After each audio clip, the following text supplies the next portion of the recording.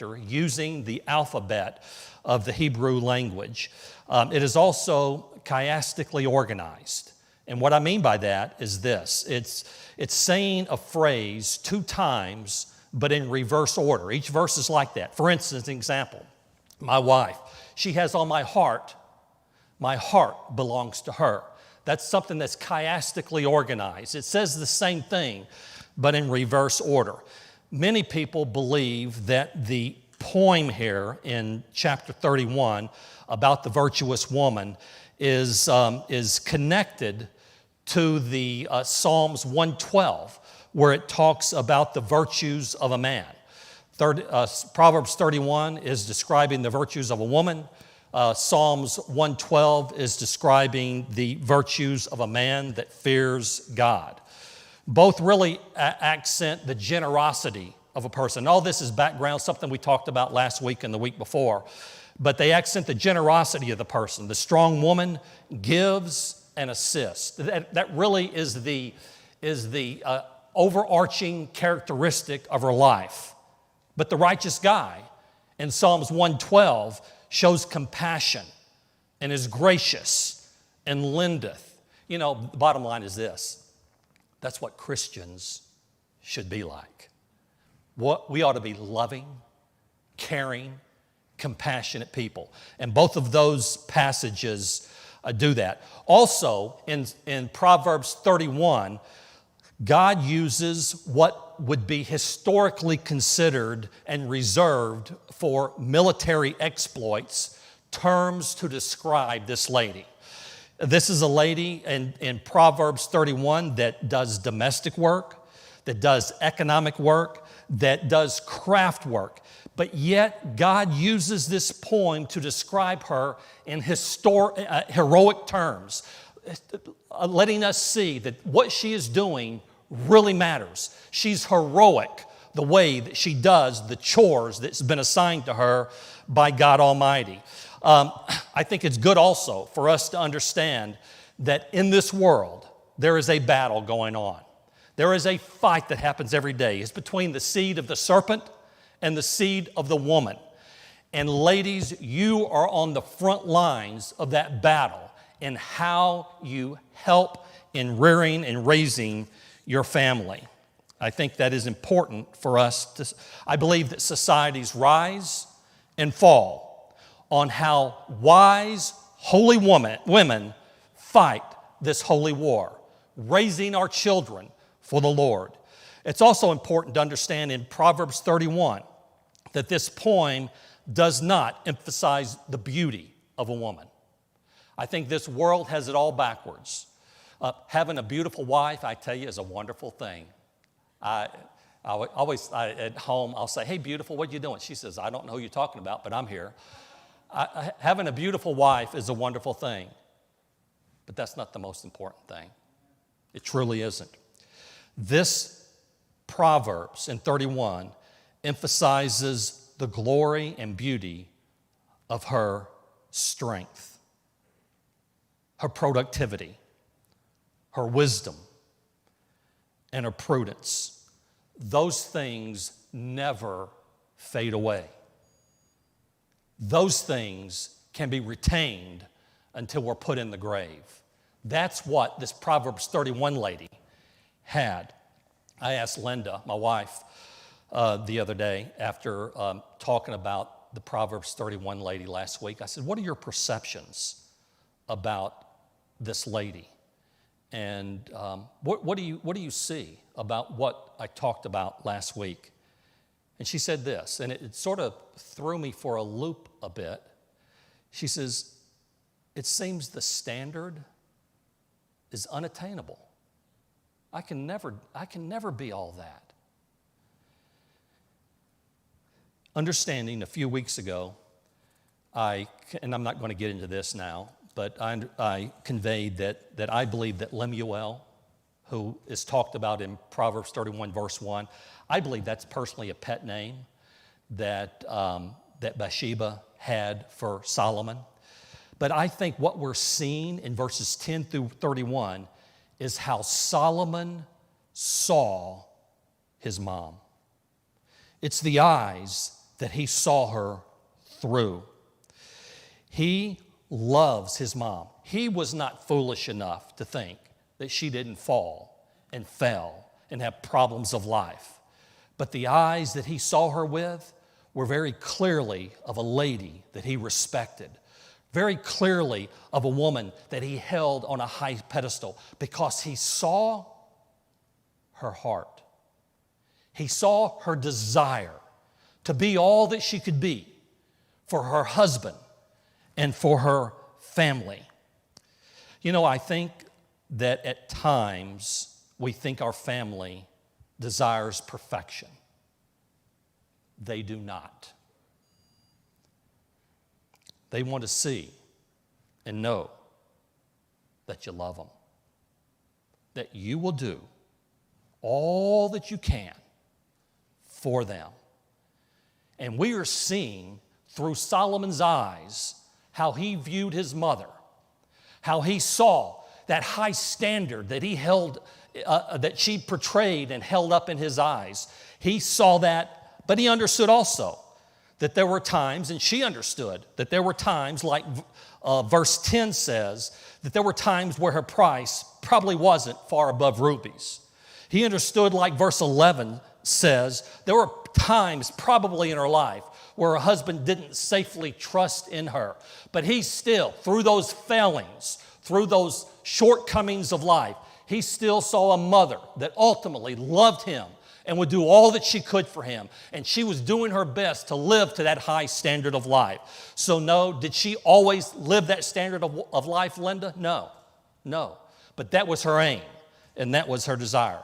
Does that help, babe? Does that help? Okay. I love my wife. I love that she wants to live and have a standard like that in life.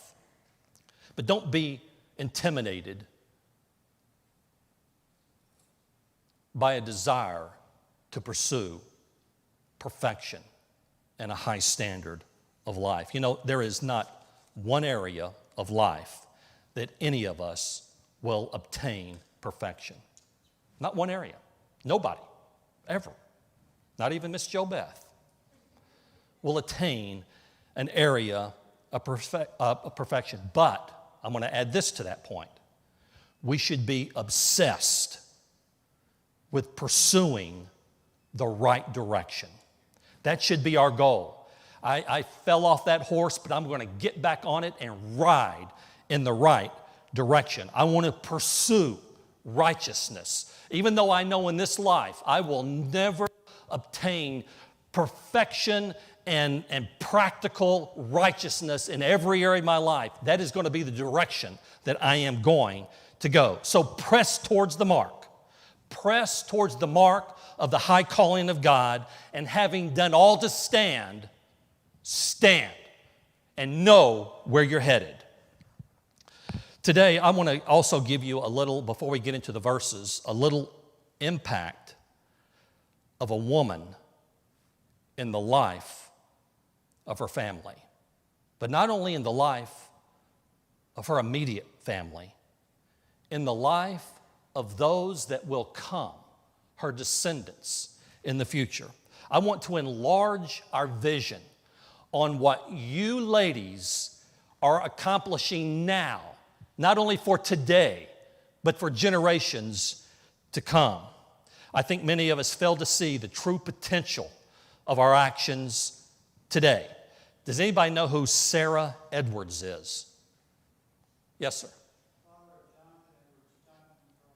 Yes, Sarah Edwards is actually the wife of Jonathan Edwards, and they had 11 children. Does everybody know Jonathan Edwards? Sinners in the Hand of an Angry God in the early 1800s, I think, maybe late 1700s.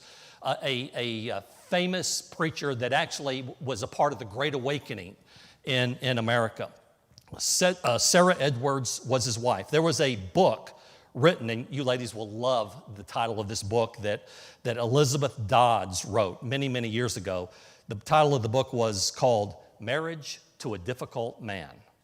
My wife knows nothing about that, but Marriage to a Difficult Man. Within the researching of this book, She did some investigating about Sarah Edwards and her descendants. She found 1,400 descendants from Jonathan and Sarah Edwards. Let me tell you the impact that Sarah Edwards had, not only on her kids, but eventually on her grandkids and her great-grandkids and her great-great-grandkids. This is what they discovered in researching those 1,400 descendants of that pair. In 1900, this was done.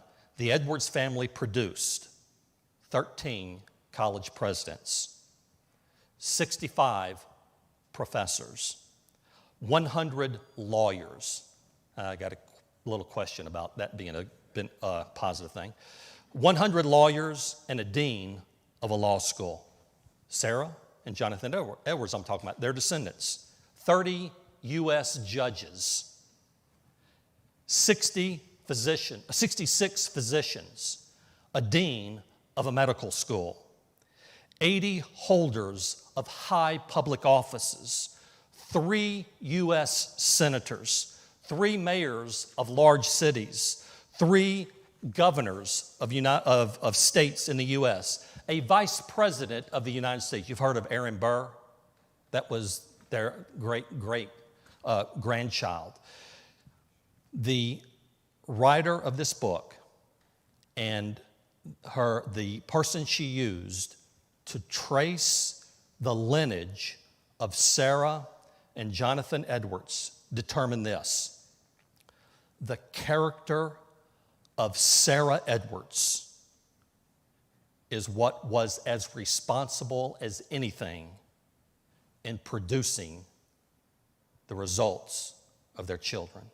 Ladies, you have an awesome responsibility. We are building our posterity today. The actions of today are building our posterity. Now, verse 13. She seeketh wool and flax, and worketh willingly with her hands. You know, if you're like me, I'm a city boy. I don't even know what flax is. I didn't know what it was used for. So I did a little research to try to understand what flax is. It produces and makes, for its seed, it makes linseed oil. Do you know what that is? Linseed oil. Which they use in woodworking and varnish. They actually put it in paints to help with a gloss finish. That's linseed oil. Today, they'll use it to make linoleum floors out of it. But also, and this is why I think she used it, it's also an antioxidant food supplement. Bet you didn't know that, did you? A lady thinking about her family's health. The linseed oil is composed of healthy omega-3 fatty compounds. And it's also today, it's recommended for heart disease and diabetes. The fibers are used for clothing, for other fabrics and material. And obviously you know what wool is used for clothing and for winter insulation. Here's the point I want you to see about this. This lady was industrious. She had forethought about the needs of her family. She thought not only what do they need today, but what do they need tomorrow to make their lives healthy and productive. And she did that. She gave forethought. She was concerned in helping her husband provide and produce for the family. She wasn't, when I was a kid, I don't even know if they have these anymore. When I was a kid, one of the typical things that would be said about the American housewife is they watched soap operas. Do they even have those today? Does anybody know? I don't even know.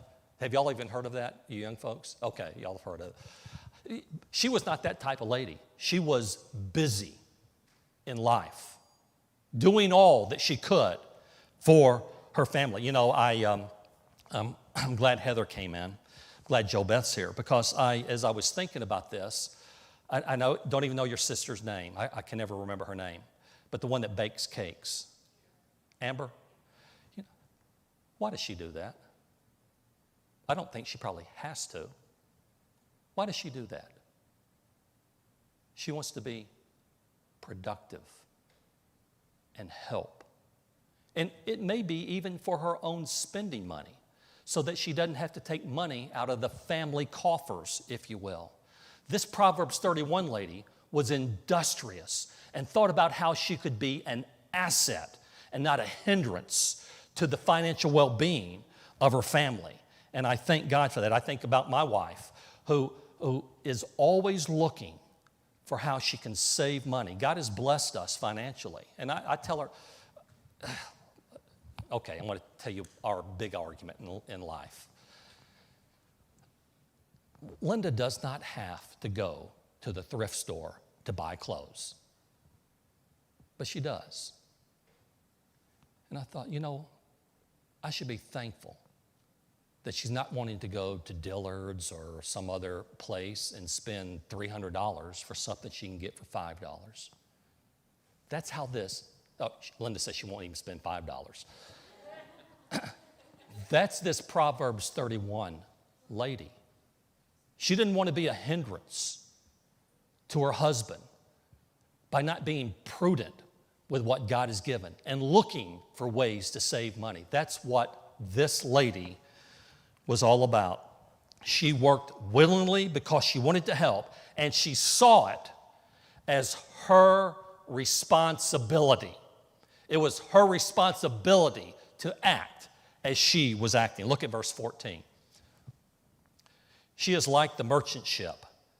She bringeth her food from afar. She looks to extend what she is able to do beyond and outside her immediate area. In other words, she gets outside of her comfort zone to do what needs to be done for her family, like driving 45 minutes a day to take your kids to school. She does what needs to be done, period, for her family. That is who the character of this lady is. She doesn't value things. She values doing, providing, working for her family. And she will go to any length to do what is necessary. I was writing this down, and I wrote, and she will climb any mountain. Does anybody know what came to my mind when I said that? Huh? Sound of Music. And if I could sing, I would sing. Climb any mountain. But that's what she will do. She will do whatever she has to do. You know what? That is love. That is loving your family. I am so amazed. We were driving in, I was listening to the news, and it was talking about a lady that killed her kids. That's sort of the world that we're in today. That's not natural. That's not right. This lady, man, she will give of herself and even ultimately her own life to do and provide for her family. And I look and I know a lot of the ladies in here, and I see ladies that are like that, who will do anything necessary for their husband and for their children. And I appreciate the fact that you live a life like that. The expression in this text is actually, it points to somebody that is this sounds a little cold, and I don't mean it like this, but it's an active commercial operation where she is, man, I can best describe her like this on this point. She is an entrepreneur. She is somebody that takes a little and makes it grow and provides for all the needs that our families have. Husbands, do you hear what I'm saying? Do you see that in your wives? And I know that you do, and I think that is a wonderful, wonderful thing. Verse 15, she riseth also while it is yet night, and giveth meat to her household, and a portion to her maids. She riseth while it is yet night, before the ascension of the morning, before the daylight breaks through. Almost like Christ in Mark 1:5, he says this about Jesus.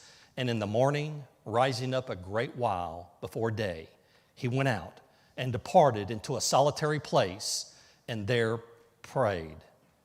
Her rising, I'm an early riser, but it's because I'm old. I have to be candid with you. It's because I'm old, I just can't sleep, so I get up.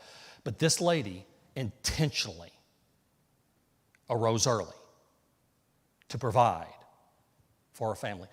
Why did she get up early to prepare for her husband and family? The reason she did is she wanted them to have all the advantages before the start of the day, to ensure that they can accomplish everything that they could accomplish in their day. And she realized her part of that was to make sure you have everything you need getting out of the starting gate that day. I'm going to get up and get what you need so that there is nothing to hinder you from accomplishing everything you need to accomplish today.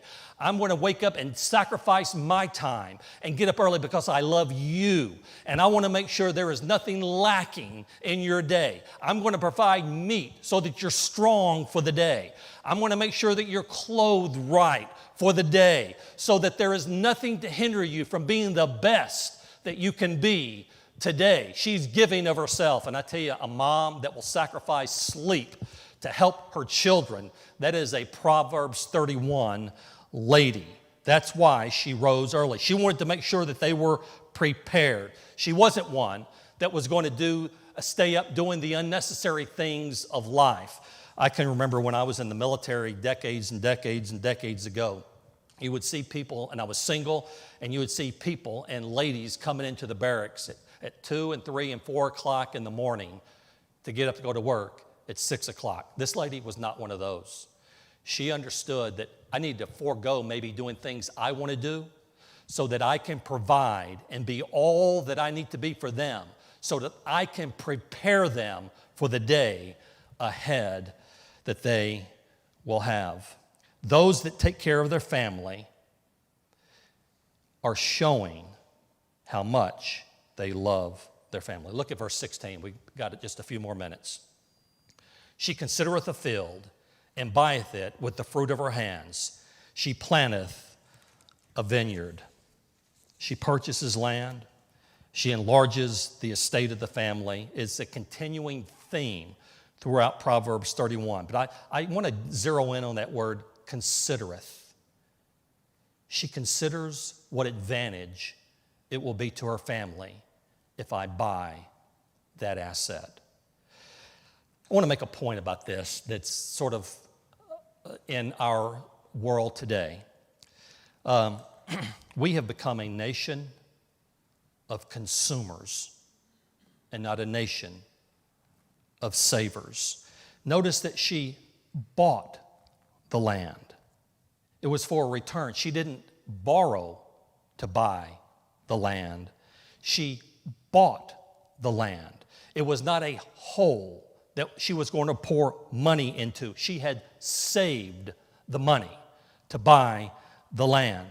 The Bible says she bought it. A few years ago, I looked at a study, and a few years ago a study was made in the 28 major countries in the world and what the savings rates were in those countries. France saved, the citizens of France individually, on average, saved about 16% of the money that they make.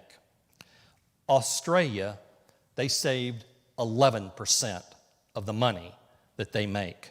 Germany saved 10% of the money that they make. Spain, 9%. The UK, 6%. Canada, 5%. Ireland, 5%. The US, 3% of everything that we make. Proverbs 31 lady, that wasn't her. She got money and she set it aside because she knew one day there would be an investment coming her way that she needed to make. And she had the money to buy that land. She considered, is it worth the money that I've set aside to buy this land? You know, I think the only positive takeaway for America is that we were number 16 out of 28 cities or 28 countries in the world. But this Proverbs 31 lady, she didn't buy it until she knew she had the money. She didn't buy it until she had first considered, is it of the value that I can make a return? Is it worth my money? Can I afford it with what I have set aside? Will it ultimately produce and return an investment? That's how this Proverbs 31 lady thought. She made sure that she was wise with what God had given her. I think many people harm themselves in our society. I counsel a lot of people on finances. Many people make a lot of mistakes monetarily because they never consider. They never think about it. Many people have bought a car they didn't need because they didn't consider it. Many people have bought wardrobes that they shouldn't have purchased because they didn't consider it, and they're paying on it for many, many months. Many people have bought a home beyond their needs, beyond their means, because they didn't consider it. We, as a people, need to make sure that we consider prior to spending. It's exactly what she did. And if you can't buy it, don't. If you can't afford it, don't. If you have to borrow, don't. The Proverbs 31 lady considered. The Bible also goes on that verse and say, with the fruit of her hands, she also planteth a vineyard. The fruit of her hands, meaning the effort that she has put into it. She cultivates it. She works it. It's an investment that she has spent her money on, her family's money on, and she is going to work hard to grow that. How do we cultivate things today? We don't necessarily buy land and cultivate it, although Linda and I have, and we've been cultivating it. I can feel it in my back. How do we cultivate things in our modern society today? I have spent time cultivating a relationship with my boss. But I'm going to tell you how I did it. I was talking with him the other day about employee attrition and compensation. And how do we make sure that we retain people that we need to retain? And he told me, he said, well, Jeff, I'm going to go spend some time thinking about some strategies on what we can do regarding attrition and compensation. And I told him, no, you let me and the other two division VPs work on this. We will work on strategies for attrition and for compensation and then bring you some suggestions. That way you don't have to spend time in areas that you don't need to spend time on, and we can help you. I was cultivating with him, bringing value to him. You know what he said? Man, thank you. That's a great idea. I've got so many other things to do. We need to think about how we can cultivate our investments in life to bring value to others, and in the long run, benefit will be given to us. Does that make sense? I don't know if that makes sense at all. It is the truth. Josh, where you're working, cultivate. Show value. Work hard. And in the end, you will get a return out of that. I imagine the fruit of her vineyard was doubly sweet as she tasted the produce that was produced because she worked it and she cultivated it. Verse 17 will be done. She girdeth her loins with strength and strengtheneth her arms. You know, she could have stayed at home and did dainty work, easy work. That's not who she was. if it needed to be done with this, she did it. I have to tell you a story. Years ago, we had a grand piano in our house. It was that size, actually. And I needed to get it moved into the house. So I had John Yarn, big guy. Dave Downing, big guy. Danny, my brother-in-law, big guy. I think Jordan was there, and I think Jeremy was there, and me. So there were 6 of us guys, and it took everything within us to move that thing in our house. That thing is heavy. I'm telling you what, it was heavy. Well, fast forward 5 or 6, 7, 8 years, it was starting to just not be what Linda wanted in the house, and it was the keys were not right, and she was going to get it out of the house. So she asked if I could get those guys and get them back over to the house to help move it out. I said, yeah, well, we can do that. And I come home from work one day, and the piano was out of the house. How in the world did that piano get out of the house? Linda, stand up. Stand up. That lady, by herself, got that piano out of the house. I couldn't believe it. Us 6 guys, we could barely get it in there. How in the world did she get that piano out of the house? She girded her loins with strength, and she did it. Now, she couldn't walk for about 5 weeks, but she got that thing out of the house. That is this woman in Proverbs 31, doing the impossible physically, girding her strength and her loins with strength to do anything that needs to be done. What stops us? What stops us in life? For her, nothing.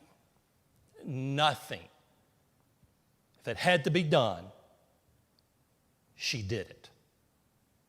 We're talking about the Proverbs 31 lady who preeminently loved her husband and her family and did everything she could to be an asset and not a detriment. We're dismissed.